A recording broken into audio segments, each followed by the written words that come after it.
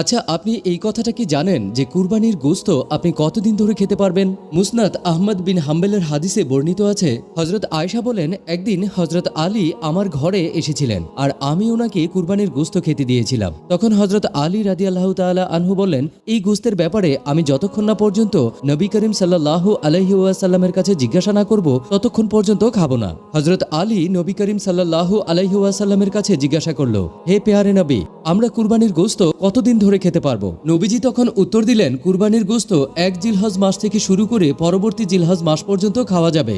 এর মানে হলো কুরবানির গোশত পরিপূর্ণ 1 বছর ধরে সংরক্ষণ করে খাওয়া যাবে। তারপরেও এখানে একটা কিন্তু আছে। নবীজি বলেন, কুরবানি দেওয়ার পর কুরবানির গোশত গরিব, মিসকিন, দুস্থ মানুষদের দেওয়ার পর, আপনার গরিব আত্মীয় স্বজনদেরকে বিলি করার পর যতটুকু আপনার অংশে থাকবে ততটুকু আপনি সারা বছর সংরক্ষণ করে খেতে পারবেন। আল্লাহ আমাদের সকলের কুরবানি কবুল করে নিন। তাই কমেন্ট বক্স